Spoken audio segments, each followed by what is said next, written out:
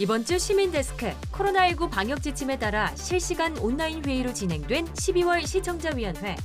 이번 정례회의에서는 코로나19 확산세가 심상치 않은 가운데 국민 불안을 조장하는 백신 보도의 문제점을 짚어봅니다. 개혁의 대상이 돼버린 법조기자단, YTN은 언론의 보도 관행 문제를 어떻게 다루고 있을까요?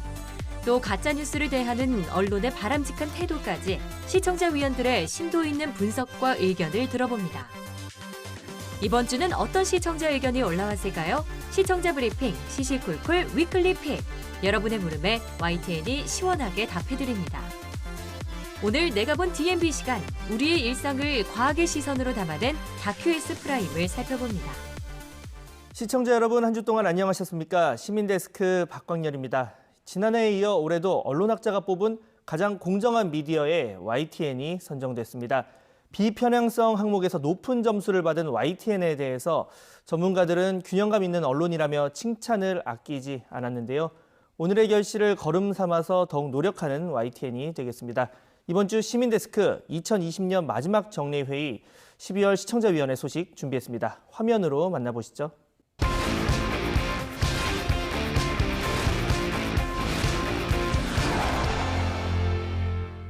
자, 오시기로 하신 분들은 좀 다 오신 것 같습니다.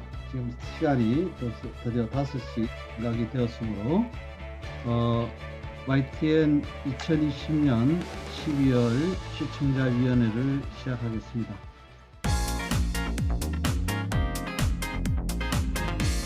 백신 치료제, 특히 우리나라에서 지금 하고 있는 백신 치료제 보도는 YTN에서는 보도가 제 생각은 지나치게 없는 것 같다. 현재 치료제 개발 현황, 그걸 리서치를 해보니까 YTN에서는 대략 한 3-4차례 정도 보도했더라고요. 현재 되고 있는 임상, 2상, 일부 제약사에는 이제 3상까지도 갔다 하는 보도가 나왔고, 일부 그 렘데시비르에 대해서는 효과가 없다라는 보도도 있었고, 혈장제 치료 문제가 있다 이런 보도도 있었는데, 중요한 것은 이미 감염되지 않게 백신을 맞는 것도 상당히 중요하다. 그러니까 그 백신에 대한 어떤 궁금증이라든가 우려, 공포 이런 것도 필요한 것이 보도에서 이제 해줄 역할이긴 하지만, 만약에 어쩔 수 없이 불가피하게 감염이 됐을 때 치료할 수 있다, 치료가 된다, 치료하면 되지 하는 이런 안도와 막연한 두려움, 공포를 해소하는 것도 언론에서 도와줄 수 있는 게 아닌가, 해소해 줄 수 있는 게 아닌가. 그런 측면에서 치료제 보도 현황과 국내 개발업체의 어떤 진척 상황, 향후 언제면은 치료가 가능하다, 이런 거를 미리 좀 예측하고 심층 보도해서 국민들한테 안도감을 주는 것도 상당히 좀 필요한 일이 아니겠는가, 이런 생각을 했습니다.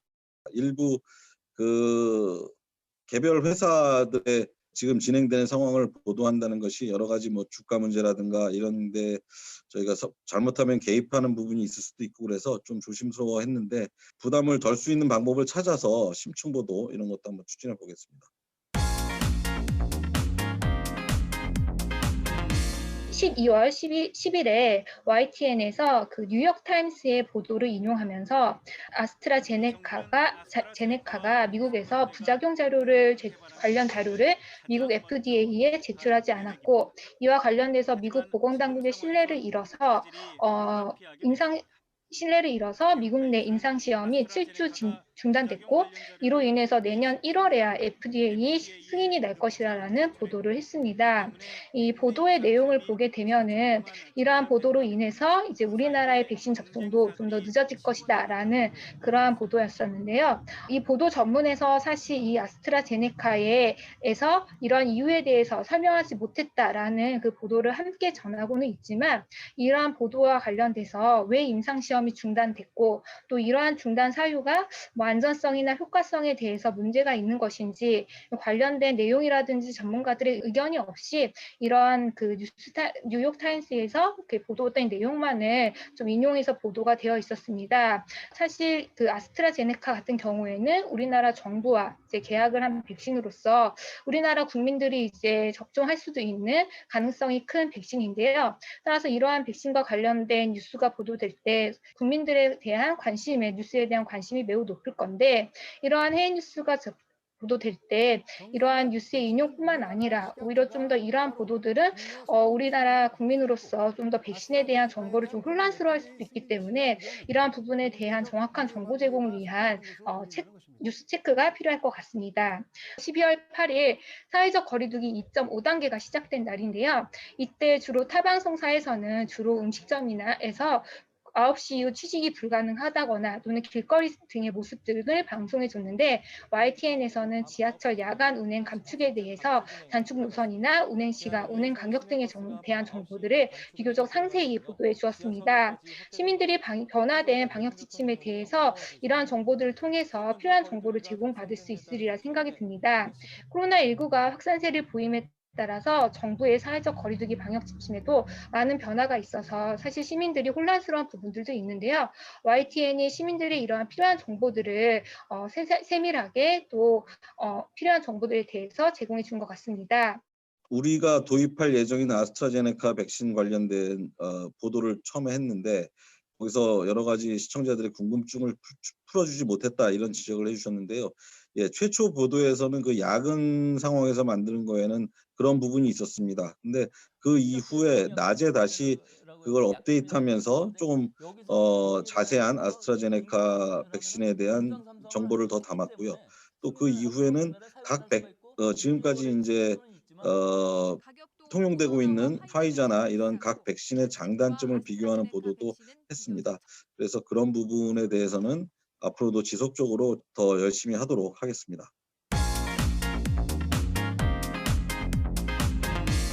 지금 코로나19의 저희 신규 확진자 현황들이 오른쪽 상단에 자막으로 계속 실시간으로 지역별로 또는 전국별 현황들이 숫자로 그걸 보여주고 있는데 심야나 또는 아침 새벽에 보면 이게 전날 기준인지 오늘 기준인지 이런 부분에 있어서 좀 정확도를 위해서 날짜 표기도 병행을 해주시면 그 현황, 전국 현황 또 발생 현황에 대해서 시자들이 정확하게 이해하는 데 도움이 되지 않을까 싶습니다.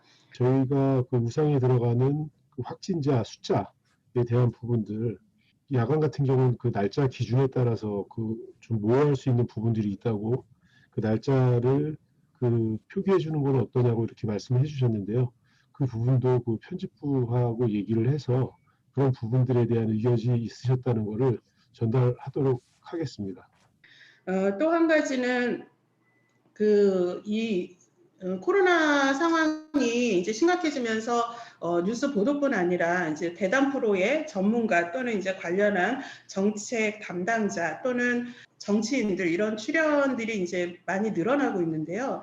YTN에서 14일 그 뉴스 이 코너에서는 코로나19의 이제 수도권 확진자가 14일 같은 경우는 이제 폭발적으로 늘어나는 그런 상황이었어요.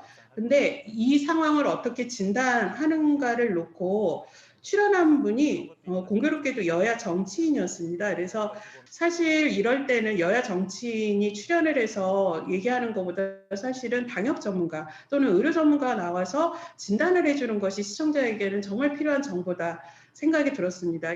지금의 사태가 이게 정쟁으로 해석되지 않도록 패널에 대한 그 선정에 아주 유의가 필요하지 않겠나 이런 생각이 들었습니다. 제가 YTN 보도를 보면서 참 좋았던 보도도 좀 말씀을 드리고 싶은데요. 11월 30일 날 전두환 그 시 재판이 광주 지방법원에서 있었습니다. 고 조비오 신부에 대한 이제 사자 명예훼손 혐의에 대한 1심 선고가 있었는데 이날 많은 언론들이 사실 현장에서 중계도 하고 보도도 했지만 이게 뭐 일부 신문 같은 경우는 전두환 차량의 일부 시민들이 계란을 투척하거나 이런 것만 부각을 하고 이날의 판결이 어떤 역사적 의미가 있고 법리적으로도 어떤 의미가 있는지 이런 것들이 매우 부족했는데 YTN이 이날 6건의 보도량도 많았고요. 이번 그 판결이 어떤 의미인지를 아주 상세하고 조목조목 구체적으로 그것도 톱뉴스로 상위로 배치해서 잘 보도해 준 것은 아주 유의미하게 잘한 보도라고 생각을 합니다. 그 정치인 패널이 나와서 이제 코로나 이런 문제를 다뤘다 이런 말씀하셨는데 원래 이제 그 시간대에는 전국 관련 내용을 다루는 거였는데 아까 말씀하셨듯이 그날 코로나 확진자가 너무 많이 나와서 전국을 다루기에 앞서서 정치인들한테도 이런 부분을 좀 물어본 다음에 전국 얘기로 넘어가야 되겠다라는 그 편집부에서 그런 의도를 가지고 조금 다뤘습니다. 그래서 그 부분이 약간 어떻게 보면 보는 시청자들 입장에서는 좀 무리하게 보이거나 좀 적절치 않다고 볼 수도 있는데 그런 부분은 좀 더 앞으로 유의하겠습니다.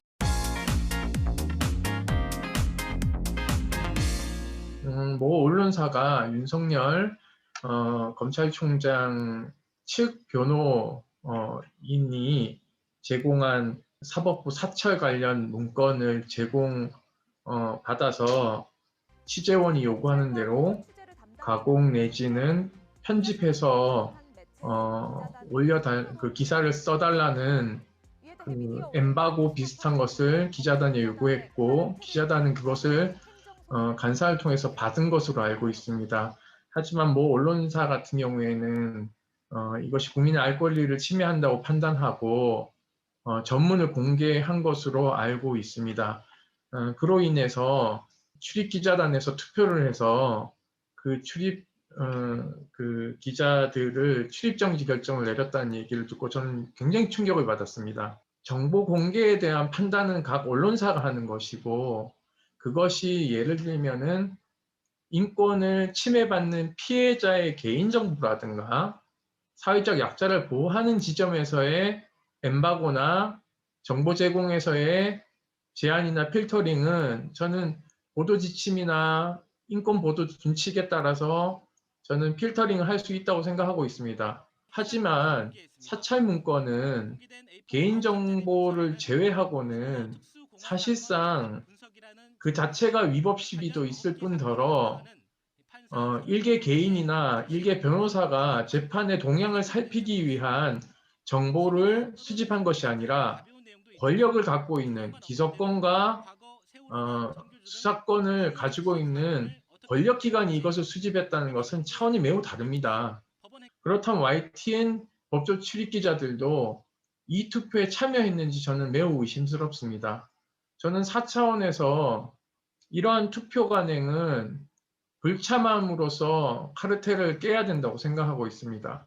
그렇지 않는다면 YTN 역시 검언유착의 어떤 시비에서 자유롭지 않을 거라고 생각을 하고 있습니다. 이런 부분에 대해서 어떻게 하면 법조 출입기자단이 카르텔을 형성하지 않고 공정하게 그 검찰 개혁과 관련된 보도를 할 수 있을지에 대한 사측에 좀 노력하는 모습을 좀 보여주셨으면 하는 바람입니다. 이 출입처 문제는 비단 검찰 출입기자만의 문제는 아니고 한국 출입처 제도가 굉장히 오래됐는데 이게 굉장히 또 이례적인 희귀한 제도잖아요. 그래서 이 제도가 왜 만들어졌는지 지금까지 와서 왜 이런 문제가 터지고 있는지 또 장단점은 어떤 게 있는지 이런 점들을 이 출입처 제도에 대해서 깊이 있게 짚어주는 리포트가 앞으로는 좀 나오기를 기대해 봅니다. 지난번 오마이뉴스 징계건에 YTN 기자단도 참여했는지 궁금하다 이런 말씀해 주셨는데 제가 참여했는지 여부는 확인해 보진 않았지만 우리 출입 기자들이 그런 예를 들어 불합리한 투표나 이런 데에는 참여하지 않는 경우가 많이 있습니다. 지난번에도 법조 언론인 클럽이라는 데에서 좀 저희가 볼 때 상식적이지 않은 설문을 법조 기자단에 해가지고 보도가 나온 게 있었는데 그 중에서도 거의 뭐 각 언론사들이 전부 거기에 응했고 근데 우리 기자단하고 또 한 군데 정도 더 있었는데 한 2곳 정도만 참여하지 않았던 그런 경험도 있습니다. 그래서 앞으로 또 중립성 우려를 해소할 수 있는 객관적 보도를 하기 위해서 더 힘쓰겠고요. 또 사내에서도 의견을 모아서 좀 좋은 방법을 찾아보도록 하겠습니다. 채널A 그리고 한동훈 검사가 엮여 있는 이 검언유착 사건인데 이게 12월 14일에 이제 윤석열 검찰총장 징계위원회 증인으로 나왔던 이정화 검사와 관련 증언을 한 바람에 타사에서 보도가 굉장히 많이 나왔습니다. 2월 달에 이제 MBC 기자와 제보자 간의 통화가 있었기 때문에 이게 MBC의 함정 취재다 뭐 이런 요지의 주장이었는데 사실 그 주장이 나왔을 때만 해도 이미 뭐 과거의 보도에서 채널A 기자가 2월 10일부터 이철 씨 자택에 이미 방문을 해서 장부를 요구했다든가 2월 13일에 부산에서 한동훈 검사를 만나서 관련 대화를 나누다든가 이런 게 이미 나와 있는 상황이기 때문에 2월에 통화 한 건으로 함정 취재를 곧바로 이렇게 공식화하기에는 굉장히 무리한 측면이 있었습니다. 물론 한 이틀 뒤에 MBC에서 바로 관련 취재 기자도 아니라는 거를 반박을 하면서 사실관계가 드러났지만 이미 타미츠에서는 MBC 함정 취재가 마치 사실인 것처럼 굉장히 보도가 많이 나와서 사실 YTN이 어떻게 했는지 저도 굉장히 걱정 반, 기대 반이었습니다. 이게 다행인지 불행인지 모르겠는데 YTN에서는 아예 이정화 검사 그리고 다른 데에서 나오는 이 MBC 함정 취재서를 아예 보도를 안 하셨더라고요. 거의 보도 안 하셨습니다. 이제 온라인 기사로 SBS의 보도에 대한 MBC 측의 반박, 그러니까 함정 취재가 아니다, 관련이 없다라는 반박 한 건, 그리고 이정화 검사 그리고 이동재 기자 측의 주장 한 건, 이렇게 온라인 기사로만 한 건씩 배치를 하시고 다른 리포트는 잘 못 봤습니다. 권력기관과 언론과의 유착 문제는 아까도 말씀드렸지만 우리 사회 전반적인 국민의 알 권리나 민주주의 가치가 달려있는 굉장히 중요한 문제라서 검언유착 사건이 어디까지 와 있다, 이게 왜 발생했고 이런 점들을 고쳐나가야 한다, 이런 또 심층적인 시각과 분석을 YTN이 앞으로는 보여주면서 검언유착도 좀 집중적으로 보여주셨으면 좋겠습니다. 이봉호 위원님께서 말씀하신 부분에서는 예를 들어 그 이정화 검사가 MBC가 함정 취재한 거 아니냐 이런 보도를 이제 YTN이 보도를 자체가 없었다 이런 말씀하셨는데 사실 그 부분에서 우리 법조팀의 고민도 있었던 것 같습니다. 이게 이제 잘못 인용 보도를 하다 보면 우리가 마치 그런 시각으로 보고 있다 이렇게 보도가 될 수도 있고 그래서 그 부분은 아마 다루지 않았던 것 같은데요. 아까 말씀하신 검언 유착과 관련된 보도 이런 것들은 재판도 계속 이어지고 하니까 맥락 또 이런 걸 잘 살펴서 보도하도록 하겠습니다.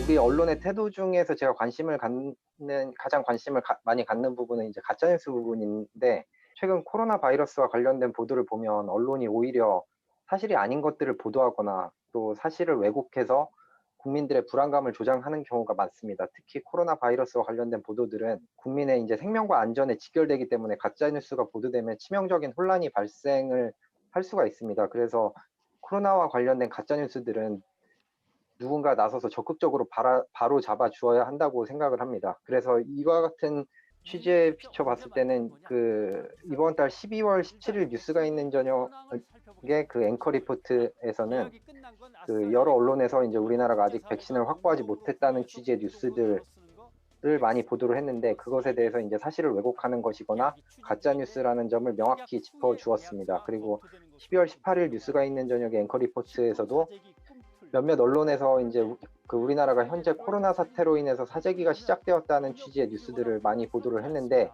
이에 대해서도 이제 사실과 다르거나 사실을 왜곡하는 점이라는 것을 명확히 짚어주었습니다. 그리고 12월 21일 뉴스가 있는 저녁 앵커 리포트에서도 조선일보가 프랑스 석학 자크 아탈리와 인터뷰를 하면서 그 취지를 왜곡해서 보도했던 점, 이거에 대해서도 명확히 짚어주었습니다. 이와 같이 다른 언론들의 왜곡 보도나 또는 이제 가짜 뉴스 보도에 대해서 명확히 짚어준 점은 높게 평가를 하고 싶습니다. 그리고 현재 이제 우리 언론의 현실에서 가장 중요한 거는 이제 누군가 나서서 가짜 뉴스를 좀 바로 잡아 주어야 한다는 것인데, YTN이 이제 보도 전문 채널이고 다른 방송사에 비해서 뉴스를 보도하는 시간도 압도적으로 많기 때문에 가짜 뉴스를 바로 잡는 일을 단순히 이제 앵커 리포트 정도의 수준이 아니라 뉴스 시간 중에 좀 상당 시간을 좀 할애해서 해줬으면 하는 좀 바람이 이제 저는 개인적으로 그렇게 있고, 만약에 뭐 더 호응이 좋아진다면 아예 따로 하나 별도의 프로그램을 만들어서 편집을 하는 것도 좀 좋을 수도 있겠다라는 의견을 드리고 싶습니다. 뉴스저와 보도 제작부에서 만든 앵커 리포트들 관련된 지적과 격려 감사드립니다. 앞으로도 저희가 팩트 체크 역량을 더 강화하도록 할 계획이고요. 특히 이제 언론 관행을 비판하다 보면 사실 저희가 내부를 향한 지적도 해야 되는 상황이 많아서 조금 조심스러운 면도 일부 있습니다만, 최근 특히 이제 일부 보수 언론을 중심으로 해서 가짜 뉴스나 왜곡된 정보가 범람하고 있다는 지적이 커서 저희도 이제 앞으로도 더욱 잘못된 언론 관행이나 그리고 가짜 뉴스에 대한 팩트 체크를 활성화하도록 하겠습니다. 지금까지 저희들이 패널에 관해서는 정치 관련된 패널에 대한 이야기가 많은데 저는 오늘은 의료 관련 패널에 대한 이야기를 좀 해볼까 합니다. 사실은 이 부분은 아주 전문 영역이기 때문에 그분들의 말씀 하나하나가 굉장히 큰 파장을 불러일으킬 수 있는 그런 중요한 부분임에도 불구하고 우리가 그분들을 어떤 분이 더 전문가이고 어떤 분이 더 정확한 이야기를 하는지를 알아내기가 그렇게 쉽지가 않습니다. 그래서 이분들을 잘 선정하고 이분들의 발언이 정제되게끔 유도하는 일은 굉장히 중요한 일이라고 생각을 합니다. 앞에서 여러 위원님들께서 지적해 주셨다시피 백신의 문제라든지 치료제의 문제라든지 이런 것들은 아마 많은 부분 학자들이 나름대로의 학설에 따라서 이야기할 가능성도 굉장히 큽니다. 그래서 저는 미디어 학자입니다만 미디어와 관련해서도 여러 학설들이 있지 않습니까? 그러면 한 분이 나와서 이야기를 하게 되면 그 학설이 마치 굳어진 정설인 것처럼 이야기되었을 때 오는 혼란 이런 것도 굉장히 크리라고 생각합니다. 그래서 저도 딱히 어떤 분을 어떻게 패널을 선정해서 어떻게 했으면 좋겠다라고 하는 답을 가지고 있지는 못하지만 아주 전문 영역의 패널들을 어떻게 지금보다는 보다 나은 방식으로 패널을 선정할 수 있을까? 그리고 그분들이 말씀에 더욱더 책임지게 할 수 있을까에 대한 고민들이 내부에서 조금 더 있어야 되지 않을까라는 그런 제안을 드립니다. 시청자위원회에서 주신 말씀들 귀 기울여서 더 좋은 보도 콘텐츠로 이 위험한 시대에 건너가면서 제대로 된 뉴스로 이렇게 보답하고자 노력한 한 해였습니다. 특히 그 시청자 목소리를 반영하는 쌍방소통의 뉴스 채널로 변화하려고 애쓴 결과 좋은 평가를 받는 일도 많았습니다. 그렇지만 시청자 모두가 흡족할 만큼 또 그만하면 충분하다, 이 정도면 충분하다 싶게 시대적 사명을 다하고 있는가, 이 질문 앞에는 당당하지는 못합니다. 부족한 부분 계속 지적해 주시면 챙겨서 더 노력하는 데 힘쓰겠습니다. 이상으로 2020년 12월 YTN 시청자위원회를 모두 마치겠습니다. 모두 수고하셨습니다.